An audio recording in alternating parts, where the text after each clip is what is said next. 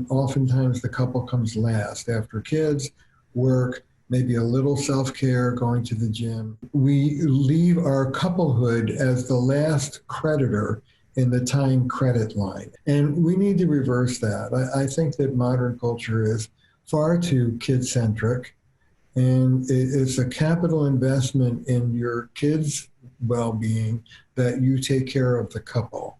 And so I'm a big proponent of a weekly date night, which is just the two of you, no friends, no family. I rarely prescribe sex, but I do prescribe sensuality between the two partners. Or it could be a time of communication. I think that there should be one time a week that's just dedicated to the couple as couple. And I would like to see one time during the 7 days of a week for communication. And the simplest form of communication is just talking stick. I talk for 10, 15 minutes while my partner listens. My partner doesn't have to do anything, not even reflective listening. This is the simplest ritual of all. You just listen with presence. And when the person's done after 10 or 15 minutes, thank you. And then it's your 10 or 15 minutes to talk. And you talk not about family business or transaction. You simply talk about how you're doing in your soul as you're sitting there. What's been on your mind? It's an emotional check-in. Crazy as our life is, I do believe that it's often useful to have as a ritual Thursday nights after the kids are in bed, we pour a glass of wine or we pour a cup of tea and we sit down and we spend a half an hour, 40 minutes simply talking to each other about our hearts, about what's going on inside of us. So those are some of the rituals that I would like people to begin to think about. When you said we need some time as a couple to just speak about how we feel without any kind of advice or feedback or reflection, just to be able to witness each other. That's an amazing practice. It sounds so simple, but it helps us to synchronize our felt experience with awareness. We might be tempted to think that we don't need that. It's actually much more efficient to work 7 days than 6 days. We can make a lot more money. But no, like for some time I can do it, but then I see more and more the imbalances that creates. And we see it individually, but we also see it when we look into the world of today. What actually are the imbalances? What's the price we pay as a culture, a global culture?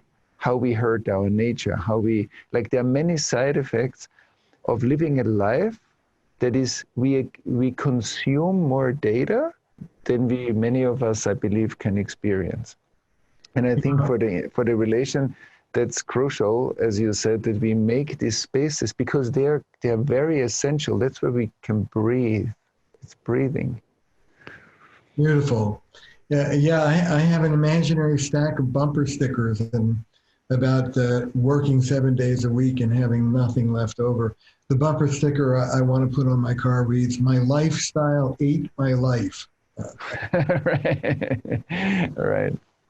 And all of these rituals are about put us into more of a place of being than doing.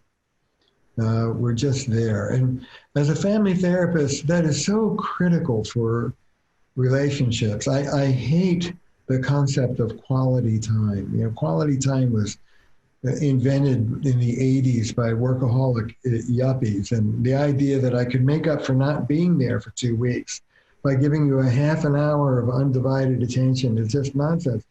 Real families, the action is in the sidelines. The action is in the interstices. So if you really want to hear your kid, drive them somewhere for an hour and a half and listen to him or her babble in the back seat, or put them next to you while you're cooking a meal. But family time is not always face-to-face. Sometimes it's side-by-side, and you need to break from the spinning wheel in your head in order to do that. And a lot of, particularly, I'm going to say men in our culture, talk to me about that transition into a slower rhythm when they're dealing with their children, moving from world time to kid time. And I think one of the most refreshing things for a person to do is let go of the speed we've been talking about and enter into the slowness of children and just whiling away the time with the people you care about. That's right. And that's also when you speak about a mature self. My mature self is naturally generous. The trauma creates a feeling of scarcity and something not being enough and being too fast and being desynchronized with my rhythm, the rhythm of my body, the rhythm of my emotions, the rhythm of my mind, the way I process my life, and so on. And once I'm not synchronized with my rhythm, it's hard to be synchronized with somebody else's pace. So a baby has a very different rhythm. My 5-year-old child or my 10-year-old child, they all have different rhythms. So to be mindful of that means that I need to be in a place of regulation. And so we see often when we become too fast, that actually the reverse is a bit painful. So then there is a temptation to keep on going at that speed, because to slow down means that I will start feeling more.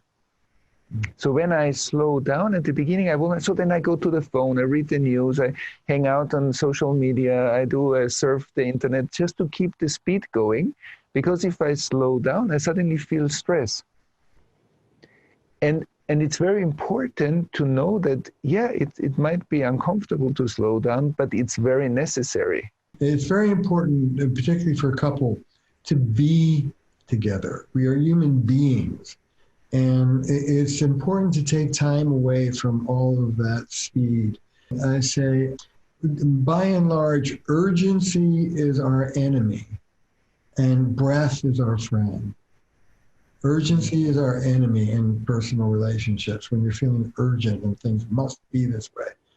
And using your breath to calm down and slow down is a powerful tool.